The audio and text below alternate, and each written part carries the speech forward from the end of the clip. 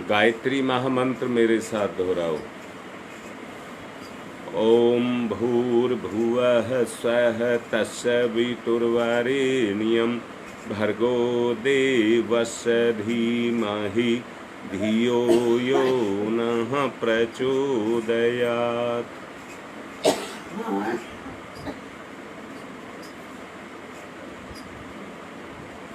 अपनी बात को कहने से पहले मैं एक छोटी सी कहानी कहना चाहूँगा उदाहरण के रूप में। एक कुत्ता था, बड़ी जोरों की प्यास लगी थी। एक तालाब में पानी पीने के लिए गया। जब तालाब में पानी पीने के लिए गया और पानी में मुंह देने के लिए, पानी पीने के लिए, मुंह देने के लिए, पानी में मुंह डालने के लिए चला तो उसमें एक कुत्ता और बैठा हुआ था। वो कोई कुत्ता नहीं बैठा हुआ था, उसकी परछाई बैठी थी।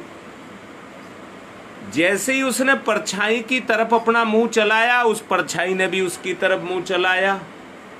कुत्ता भौंक करके पीछे हट गया, डर करके भौंक करके पीछे हट गया। पीछे हटा तो प्यास सता रही थी। फिर पानी पीने के लिए आया, फिर कुत्ता मिल गया। फिर भौंक करके पीछे हटा तो कुत्ता गायब हो गया। इस तरह से वो बार बार करता रहा,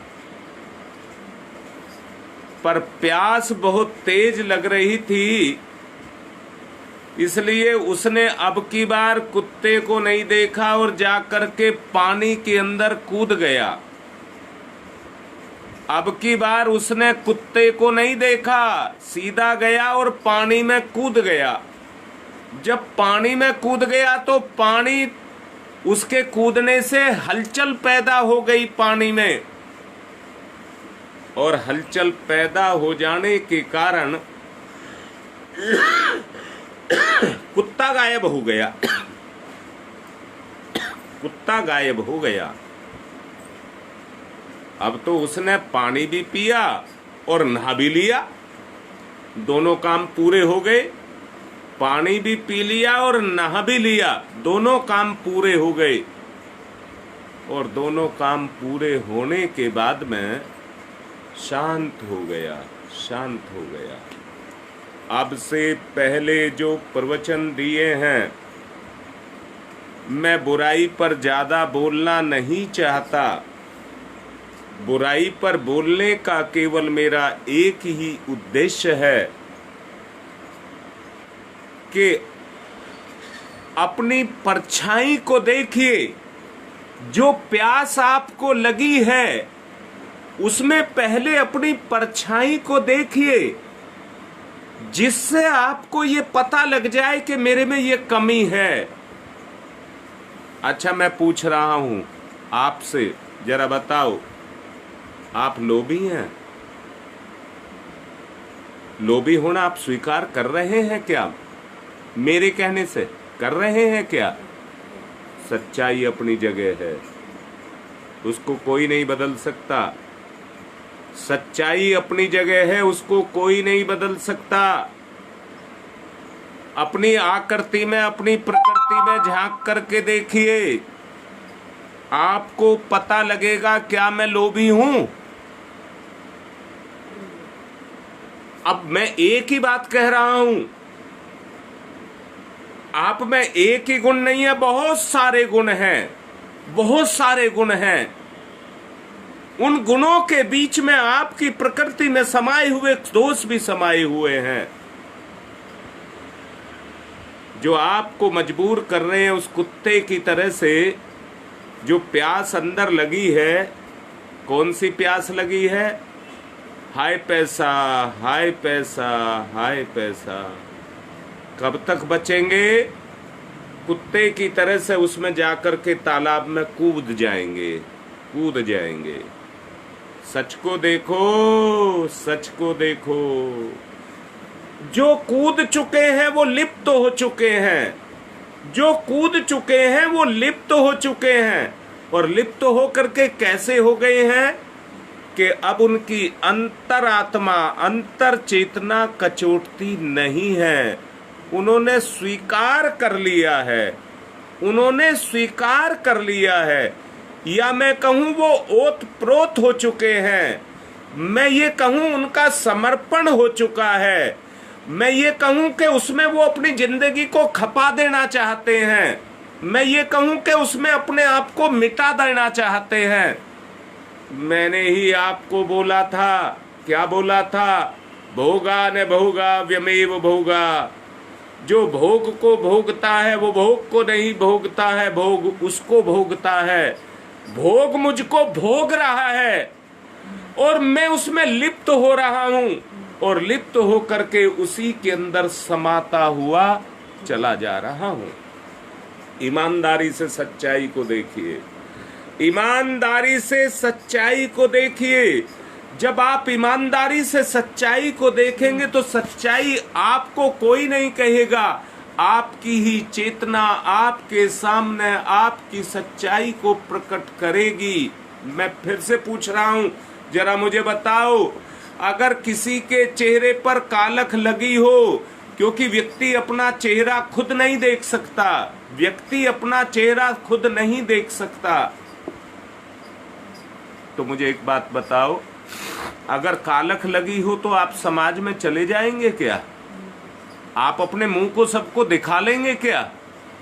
नहीं दिखा पाएंगे, नहीं दिखा पाएंगे। इसलिए सबसे पहले क्या करेंगे? पता लगा कालख लगी है, पहले इसे धो लूं, कालख लगी है इसे पहले धो लूं। पहले उस चेहरे को धोएंगे, उसको स्वच्छ करेंगे, जिससे समाज में वो दिखाने लायक रह सके, समाज में दिखाने लायक वो रह सके। इसलिए सबसे पहले हम अपने चेहरे को साफ करेंगे, साफ करेंगे। मेरा कहने का मतलब ये है कि अपनी चेतना पर, अंतर चेतना पर कितनी कमियां चिपकी पड़ी हैं, कितनी बुराइयां, कितने पाप चिपके हुए पड़े हैं। सच देखिए, सच देखिए। कड़वा सच बोलने जा रहा हूं, कड़वे सच को देख लेना, कड़वे सच को ही देख लेना। हर भोग के बाद हमारी अंतरात्मा हमें अंदर से कचोटती है, कचोटती है। और कैसा कचोटती है? तुमको भोगना पड़ेगा, ये कर्म तुमने किया है, ये कर्म तुमको भोगना पड़ेगा। कर्म से कोई बच नहीं सकता, इसलिए कर्म को भोगना पड़ेगा। परंतु कर्म को करने से पहले ये ज्ञान क्यों नहीं होता कि मैंने कर्म किया तो ये कर्म मुझे भोगना पड़ेगा। यहाँ मैं एक बात कह दूं कि कर्म ही हमें फंसाता है और कर्म ही हमें मुक्त करता है। कर्म ही हमें फंसाता है और कर्म ही हमें मुक्त करता है। अरे तो क्या हम पागल हो गए हैं? हम वो काम क्यों नहीं करते जो हमारी मुक्ति के कर्म हैं? हमने जन्म क्यों लिया है? क्यों इस गंदगी में फंसे पड़े हैं? वो कर्म हम क्यों नहीं करते? बताता हूँ। मैंने पिछले प्रवचनों में आपको बताया था, मैंने ये बताया था, शरीर है तो शरीर की भूख भी है, आवश्यकता भी है। शरीर की भूख भी है और शरीर की आवश्यकता भी है। अब आवश्यकता क्यों कहा? दो बात में समझना। एक आवश्यकता तो है जो इसकी पूर्ति के लिए कपड़ा देते हो, रोटी देते हो, जल देते हो, प्राण देते हो, ये इसकी आवश्यकताएं हैं। इनके बगैर ये जिंदा नहीं रह सकता। अच्छा, प्राण तो आप दे रहे हैं परंतु उस प्राण के अंदर जहर मिला हुआ है। प्राण तो आप दे रहे हैं, उस प्राण के अंदर जहर मिला है। प्राण को लेना आपकी मजबूरी है, जहर को लेना आपकी आवश्यकता नहीं है। आपकी आवश्यकता नहीं है, आपके लिए सांस जरूरी है, और वो सांस जो आपको जीवन दे, वो सांस आपके लिए जरूरी है।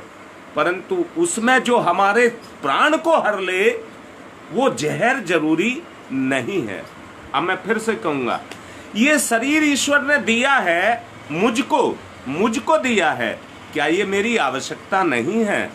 अगर नहीं है तो छोड़ के देख लो, इस शरीर को छोड़ के देख लो ना। चेतना इसको छोड़ना नहीं चाहती, चेतना इसको छोड़ना नहीं चाहती। अगर ये छूटता है तो हमारे ही पाप कर्म हैं जो हमें इससे छुटा देते हैं। अब क्या, क्यों नहीं छोड़ना चाहती? जिन कर्मों को चेतना करना चाहती है, उन कर्मों को करने के लिए इस शरीर की नितांत आवश्यकता है। इसके बगैर उन कर्मों को नहीं किया जा सकता। अब मैं क्या कहना चाहता हूं, दो बात आगे निकल करके, दो बात। एक बात कौन सी आई कि शरीर की आवश्यकता है, इसको दो भाग में बांटना, रोटी, कपड़ा, वायु, जल, ये सब इसकी आवश्यकता है। परंतु दूसरी तरफ कर्म करने की भी तो आवश्यकता है। एक ही तरह की आवश्यकता नहीं है, कर्म करने की भी आवश्यकता है। अर्थात अगर आप रोटी खाते हैं, कपड़ा पहनते हैं और आप पानी पीते हैं तो आप ले रहे हैं और अपनी आवश्यकता की पूर्ति कर रहे हैं। पर संतुलन को बनाने के लिए देना भी तो आपको पड़ेगा। अगर आप संतुलन बनाना आपकी जिम्मेदारी है तो आपको देना भी पड़ेगा। अपना ही बोया हुआ लौट करके अपने पास आता है, अपना ही कर्म अपने काम आता है, दूसरा कोई काम नहीं आता है। किसके काम आता है? मैं मत कहना, चेतना कहना। मेरी चेतना के साथ मैं मत कहना, मैं के लिए मैंने मना किया है। मैं कहोगे तो भोग जाओगे, मैं कहोगे तो अपने आप को भोग जाओगे। इसलिए मैं चेतना की बात कह रहा हूं। आपकी चेतना की आवश्यकता थी शरीर, ईश्वर ने आपकी चेतना की आवश्यकता को पूरा किया और आपको शरीर दे दिया, आपको शरीर दे दिया। परंतु शरीर के साथ में शरीर की आवश्यकताओं की पूर्ति करने के लिए उसने अन्न भी दिया, जल भी दिया और वायु भी दी है, उसी के दिए हुए हैं। देखिए यहाँ मैं एक बात कहूंगा, अन्न की सबसे कम जरूरत होती है, इसलिए सबसे ज्यादा मेहनत करनी पड़ती है। पानी की कम, उससे ज्यादा आवश्यकता पड़ती है, इसलिए उसके लिए उतनी कीमत नहीं चुकानी पड़ती। मैं फिर से बोल रहा हूं, ठीक से समझो। प्राणवायु के लिए आपको क्या देना पड़ता है? पिछले प्रवचन में मैंने समझाया था। संतुलन को बनाता है, कैसे बनाता है? उसी का बनाया गया नियम है। क्या नियम है? कि आदमी ऑक्सीजन लेता है और पेड़ कार्बन डाइऑक्साइड लेते हैं। आदमी जो ऑक्सीजन लेता है वो कार्बन डाइऑक्साइड छोड़ता है, वो पेड़ों के काम आती है। और पेड़ जो कार्बन डाइऑक्साइड लेते हैं वो कार्बन को रख लेते हैं, ऑक्सीजन को छोड़ देते हैं, वो आदमी के काम आती है। अब मैं आपसे कह रहा हूं, इससे ईश्वर ने क्या किया? दोनों का एक ऐसा सिस्टम बना करके खड़ा कर दिया कि उसको कुछ ना करना पड़े, अपना संतुलन अपने आप बनाए। कौन? चेतना। मैं नहीं कह रहा हूं, मैं को नहीं कह रहा हूं, चेतना को कह रहा हूं। चेतना अपना संतुलन खुद बनाए, चेतना अपना संतुलन खुद बनाए। परंतु चेतना में पैदा हुआ स्वार्थ, और स्वार्थ को कह दूं पाप, स्वार्थ को कह दूं पाप। अपने आप को रोक करके फिर से चलूंगा यहां से। मुझे एक बात बताओ, मैंने कहा जैसे आपको पेट पैदा हुआ वैसे ही आपको मन भी पैदा हो गया। व्यक्ति भोग करता है तो व्यक्ति नहीं करता है, चेतना नहीं करती है, मन करता है, मन करता है। क्या भोग करता है? सोचिए, लोभ पैदा हो गया तो एक जीव पैदा हो गया, लोभ पैदा हो गया, एक जीव पैदा हो गया। वो जीव कहता है मेरी पूर्ति कर, मेरी पूर्ति कर। अब मैं क्या खाता हूं? मैं हूं लोभ, तो मैं क्या खाता हूं? मैं लोभ से ही मेरी पूर्ति होती है। मैं लोभ हूं और लोभ से ही मेरी पूर्ति होती है, इसलिए तू लोभ कर। किसको कह रहा है? मैं को नहीं, चेतना को। चेतना को कह रहा है मैं मर जाऊंगा, अगर तूने लोभ नहीं किया तो मैं मर जाऊंगा, मैं मर जाऊंगा। तो वो जो कीड़े पैदा हो गए, जो मन में कीड़े पैदा हो गए, वो कीड़े अपनी खुराक मांग रहे हैं कि मुझको जिंदा रहना है, मुझको जिंदा रहना है। मैं फिर से कह रहा हूं, ईश्वर की ही तो इच्छा थी कि मैं एक से अनेक हो जाऊं। उसने अपनी इच्छा पूर्ण कर ली। अब वही इच्छा, मैं मन नहीं कहना, चेतना कहना, मैं उसकी चेतना हूं। जब मैं उससे अलग हुआ तो वो गुण मेरे अंदर भी, ईश्वर को हूं, ईश्वर का अंश हूं, तो ईश्वर के वो गुण मेरे में भी हैं। अब वो मेरे में भी हैं तो मैं भी चाहता हूं एक से अनेक हो जाऊं, अपने आप को आगे बढ़ा लूं। देखिए, लोभियों की कहीं कोई क्लास नहीं चलती है, कोई स्कूल नहीं चलता है। या मैं एक शब्द में कह दूं, बुराई का कहीं कोई स्कूल नहीं चलता है। फिर क्यों बढ़ जाती है? कहीं इनकी खेती होती है क्या? कहीं कोई स्कूल चलता है क्या? कहीं कोई इसकी ट्रेनिंग दी जाती है क्या?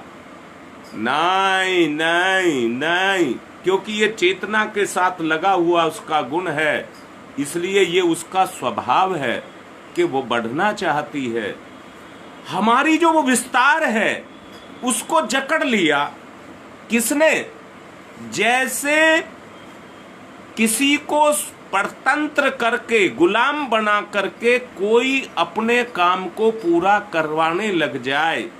जैसे पिछले दिनों की गुलामी, 1947 से पहले हमारा देश गुलाम था। 1947 से पहले हमारा देश गुलाम था। अब मैं एक बात कहूं, हिसाब तो नहीं लगाया परंतु मैं कह रहा हूं, मान लीजिए गुलामी को छूटे 75 साल हो गए, यानी कि 75 साल पहले हम गुलाम थे। 75 साल पहले हम गुलाम थे, तो वो गुलामी का असर आज भी हमारे ऊपर है। शारीरिक स्वतंत्रता हमको मिल गई, कहने की स्वतंत्रता, बोलने की स्वतंत्रता हमको मिल गई, परंतु भोगों की स्वतंत्रता से मुक्त हो गए क्या? भोगों की स्वतंत्रता से मुक्त हो गए क्या?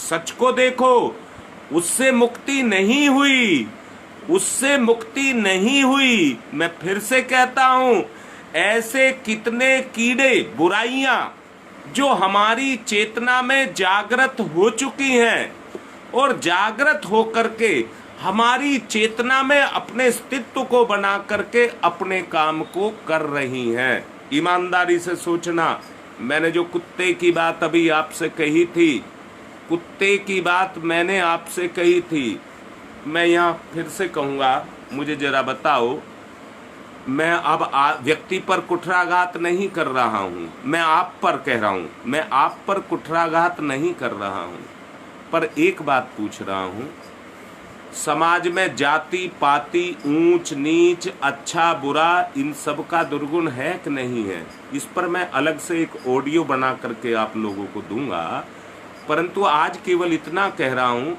समाज में छुआछूत का, अस्पृश्यता का और ऊंच नीच का दुर्गुण है या नहीं है? अच्छा, मैं फिर से पूछ रहा हूँ भाई, जितने भी गाय का धन है, मान लीजिए बैल है, उनमें भी कोई ऊंच नीच है क्या? उनमें भी कोई अस्पृश्यता है क्या? ना, उनमें कोई अस्पृश्यता नहीं है, किसी भी क्षेत्र में देखिए। अच्छा, बंदर की जाति है, बंदर है, उनमें भी कोई ऊंच नीच है क्या? उनमें भी कोई अपनापन परायापन है क्या?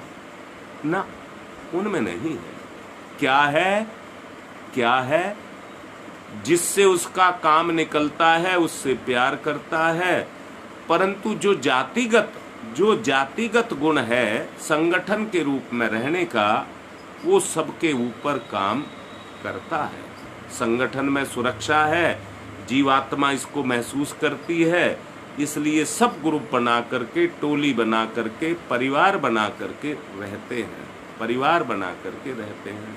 मेरा बात लंबी चौड़ी कहने का इस बारे में नहीं है, उसके लिए मैंने कहा कि एक ऑडियो बना करके मैं आपको दूंगा इस बारे में, उसमें मैं आपको क्लियर कर दूंगा।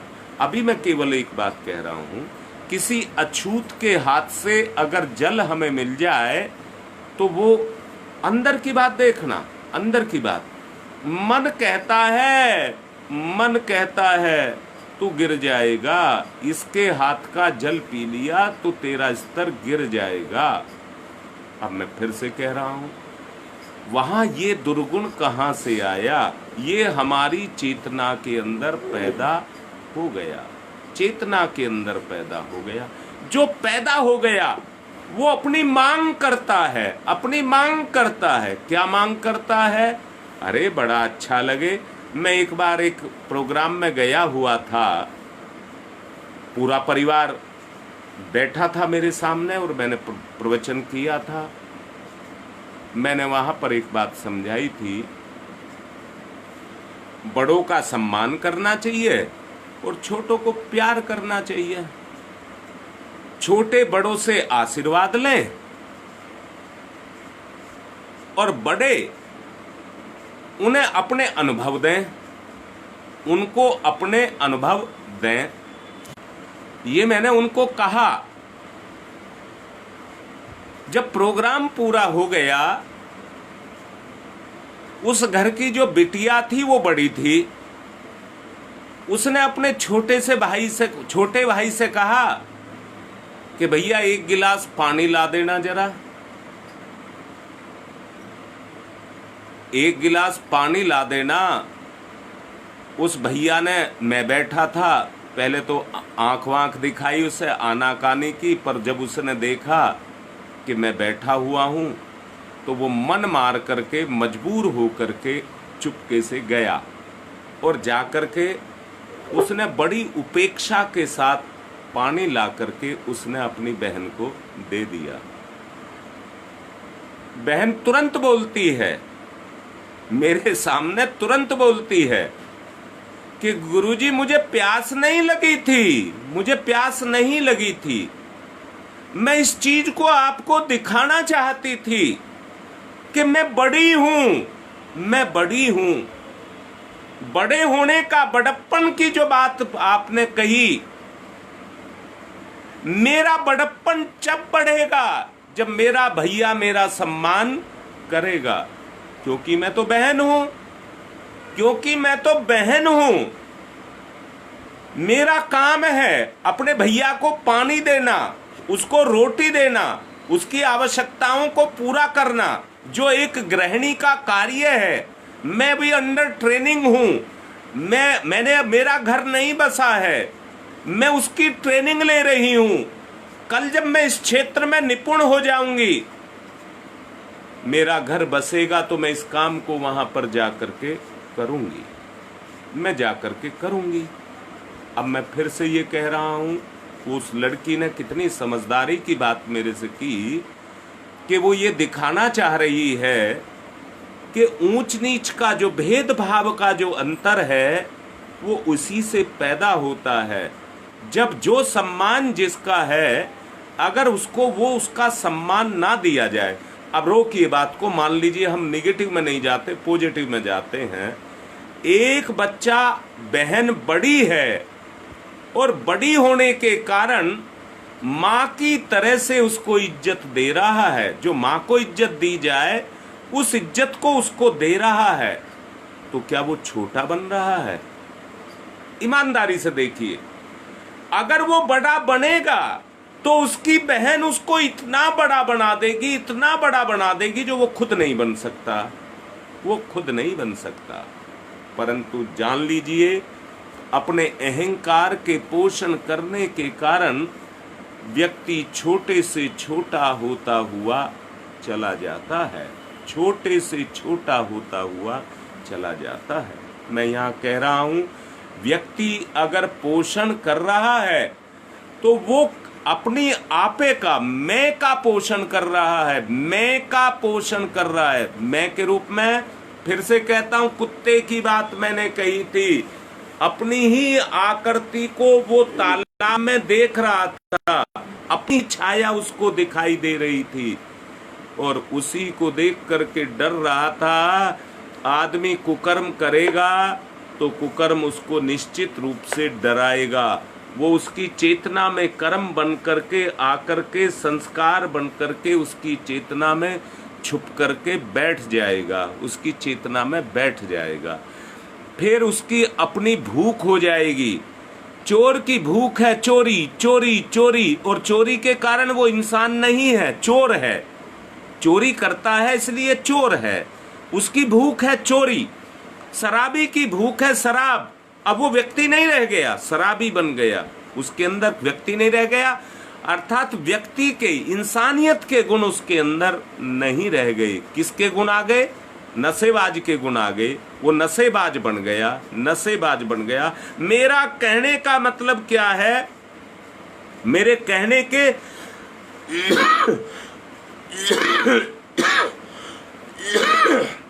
आशय को समझिए। उस व्यक्ति, जब उसका जन्म हुआ था तो वो कोई नहीं था, वो एक जीव चेतना थी। उस चेतना ने अपना विस्तार करना शुरू किया और उसको लत लगी नशे की, और उसने अपने आप को नशेड़ी बना लिया। अब उसकी भूख हो गई, अब उसकी भूख हो गई। वो जो नशा अंदर बैठा है वो कहता है मुझे एक पल भी ऐसा गैप नहीं चाहिए कि मैं अपनी शुद्ध में आ जाऊं। मैं अपनी वास्तविक स्थिति में लौटना नहीं चाहता। जो मेरी वास्तविक अवस्था है उसमें मैं लौटना नहीं चाहता। तो अंदर की चेतना बार बार पुकारती है, बार बार पुकारती है, हाय शराब, हाय शराब, हाय नशा, हाय नशा। उसी की भूख उसको अंदर से, उसी की भूख इच्छा के रूप में उसको सताती है। जब वो भूख उसको सताती है, उधर वो तड़प रहा है मरने के लिए। कौन तड़प रहा है? नशा, नशा। वो तड़प रहा है मरने के लिए। इसलिए वो अपने आप को बचाने के लिए उस नशे को करता है,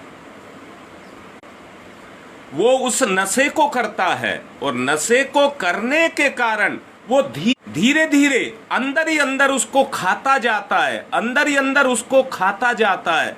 और खाते जाने के कारण वो अपने आप को कमजोर करता हुआ चला जाता है। अब मैं पूछ रहा हूं, आपका विनाश कोई और कर रहा है क्या? मैं यहां एक सूचना अभी आपको दे रहा हूं। कल कोशिश करूंगा, कल गुरु पूर्णिमा का दिन है, कल मैं इसी विषय को गुरु के साथ जोड़ूंगा। आज ही मन बना लें और सबको इस बात को सूचना दें कि कल मैं इसी बात को जोड़ूंगा गुरु के साथ में। आज मैं आपसे ये कह रहा हूं कि वो जो भूख मेरे अंदर से जगी, वो अपनी मांग कर रही है और अपनी मांग करके अपनी पूर्ति करना चाहती है और मुझे मिटाना चाहती है। एक लड़का पागल हो गया है, बार बार मुझको फोन लगा रहा है। मैं फिर से कह रहा हूं कि जो भूख मुझे अंदर से सता रही है, भोग की भूख, भोग की भूख। आप सब अपने अंदर देखें, कौन ऐसा जिसमें भोग नहीं है? और हर आदमी अकड़ करके कह रहा है कि मैं सही हूं। हर आदमी अकड़ करके कह रहा है कि मैं सही हूं। फिर दोबारा से कह रहा है, दोबारा से क्या कह रहा है? वो कह रहा है अगर मैंने ये काम नहीं किया, मेरे पास पैसा नहीं हुआ, तो मैं जिंदा कैसे रहूंगा? दुनिया के सारे काम तो पैसे से चलते हैं, पैसे से चलते हैं। इसलिए मैं जिंदा कैसे रहूंगा? मुझे पैसा चाहिए, भगवान नहीं चाहिए, सिद्धांत नहीं चाहिए, भगवान नहीं चाहिए, पैसा चाहिए। मैंने अभी आपसे कहा था, शरीर की मुझे जरूरत थी, ईश्वर ने मुझे शरीर दिया। जिस उद्देश्य के लिए दिया, शायद मैं आज उस उद्देश्य से भटक गया हूं। जिस उद्देश्य से मैं मुझे दिया, उससे मैं भटक गया हूं। और भटक करके क्या कर रहा हूं? केवल अपनी मानसिक इच्छाओं की पूर्ति कर रहा हूं। केवल केवल अपनी मानसिक इच्छाओं की पूर्ति कर रहा हूं। ईमानदार होकर के बताना, बिल्कुल अपने आप से ईमानदारी बरतना। चेतना का स्वभाव यही है क्या? कान खोल करके सुन लेना। अगले दिनों, इन दिनों भी, आज भी जो दुर्गति हो रही है, दुर्गति का कारण और कोई नहीं है। जो अनावश्यक बोझ आपने अपनी आदतों के रूप में अपनी चेतना के ऊपर लाद करके रखे हुए हैं, मैं आपसे बहुत ही अपनेपन के साथ कह रहा हूं, अगर आपका 50 किलो शरीर का वजन है, शरीर के वजन की बात कह रहा हूं, शरीर का बोझ अगर 50 किलो है, तो आपकी चेतना को 5 ग्राम भी नहीं पता लगता, 5 ग्राम भी पता नहीं लगता। परंतु मैं दोबारा से बोल रहा हूं, ये जो पापों का बोझ आपने उठा रखा है, उसका पता आपको लगता है कि नहीं लगता है? उसका पता आपको लगता है कि नहीं लगता है? याद रखना, चेतना अगर बोझ मरेगी तो पाप से बोझ मरेगी। चेतना अगर बोझ मरेगी तो पाप से बोझ मरेगी। अब ईमानदार होकर के सुनिए, मैं फिर से ये कह रहा हूं, अगर चेतना बोझ मरने लग गई, इतना बोझ आप उस पर डालते चले गए, हाय पैसा, हाय पैसा, हाय पैसा, पैसे की बात कर रहा हूं। पैसे की भोग तो बहुत प्रकार का होता है, पर मैं एक को लेकर के चल रहा हूं।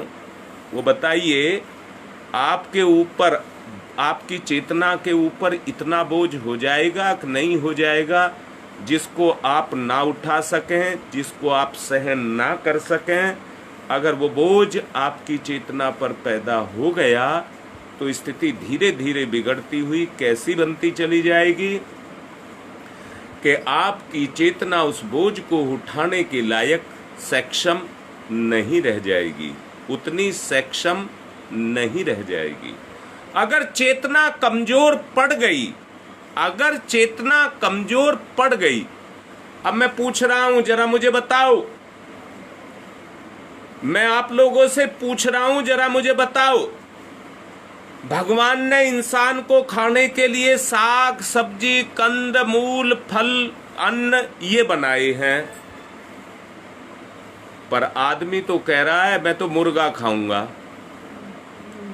उसमें ज्यादा स्वाद है, उसमें ज्यादा स्वाद है। अब जरा मैं पूछ रहा हूं, खा लीजिए उसको।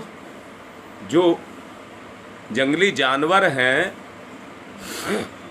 जो मांस भक्षी हैं, वो उसी को ही खाते हैं, परंतु वो कच्चा मांस खाते हैं। आप कच्चा मांस खाइए और फिर देखिए उसमें कितना स्वाद है, फिर देखिए उसमें कितना स्वाद है। मैं ये कहूँगा कि ईश्वर ने सिस्टम ही आपके अंदर वैसा नहीं लगाया है कि आप मांस को पचा सकें, इसलिए आप उसको उबाल कर, गला कर, उसमें तरह तरह के मिर्च, मसाले और दूसरी चीज़ें डालकर आप उसको इतना स्वादिष्ट बनाते हैं।